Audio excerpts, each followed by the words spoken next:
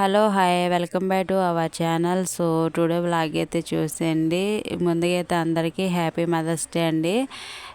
వీడియోలో చూస్తుండగా చేపని అయితే చూసేస్తారు కదా. సో చేప వచ్చేసి ఎన్ని కేజీలు ఉంటుందో ఒకసారి గ్యాస్ చేయండి. ఈ చేపని అయితే నాకు చేతితో పట్టుకోవడానికి అస్సలు వీలు పడలేదండి, చేయడానికి కూడా రాదు. అందుకనే చేపలు చేసే ఆంటీ దగ్గరికి అయితే, అంటే మేము రెగ్యులర్గా ఇంట్లో చేపలు చేయించుకునే ఆంటీ దగ్గరికి అయితే తీసుకొచ్చి చేపిస్తున్నాను అనమాట.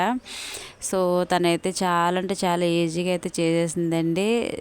ఇలా ముందుగా ముక్కలుగా కట్ చేసేసి దానిపైన ఉన్న తోలు అయితే తీసేసిన తర్వాత అయితే చూడండి, ఇలా తీయడం వల్ల అయితే చేప అనేది నీచు వాసన అయితే రాదంటండి. సో అందుకని మొత్తం కూడా చేపని చిన్న చిన్న ముక్కలుగా కట్ చేసి తోలు అయితే తీసేసింది. తోలు తీసిన తర్వాత అయితే చేప మనకి ఫ్రైకి కావాలంటే ఫ్రైగా, అలాగా కర్రీకి కావాలంటే కర్రీగా అయితే సపరేట్గా ముక్కలుగా కట్ చేసింది. సో దీనిలో వచ్చేసి నేను ఈరోజు ఫ్రై అయితే చేసేస్తానండి ఇంట్లో. ఇంక ఈ విధంగా బండకేసుకొని జస్ట్ పామేసుకొని ఉప్పు వాటర్లో కడిగితే సరిపోతుందంట. ఇలా రెండు విధాలుగా అయితే ముక్కలుగా కట్ చేసేసింది. చాలా అంటే చాలా నీట్గా చేపని చేసిందండి. సో ఈ విధంగా చేసుకున్న తర్వాత అయితే తలకాయ అయితే చూసేస్తారు కదా, చాలా పెద్దగా ఉందండి. దాన్ని కూడా చాలా అంటే చాలా ఈజీగా కట్ చేసేసి రెండు భాగాలుగా చేసిందండి.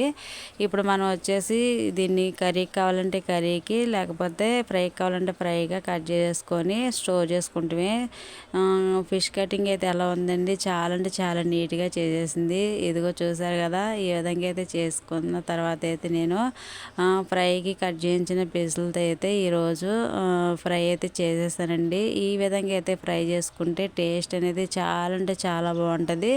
పిల్లలైతే మామూలుగానే తినేసారండి. ఇది రైస్లోకి కానీ లేకపోతే ఏదైనా చారు పెట్టుకున్నప్పుడు అయితే కాంబినేషన్ సూపర్గా ఉంటుందండి. జస్ట్ ఆయిల్ కూడా ఏమీ అవ్వదు.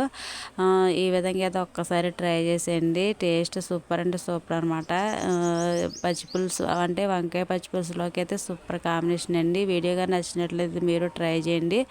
అదేవిధంగా లైక్ చేయండి, షేర్ చేయండి.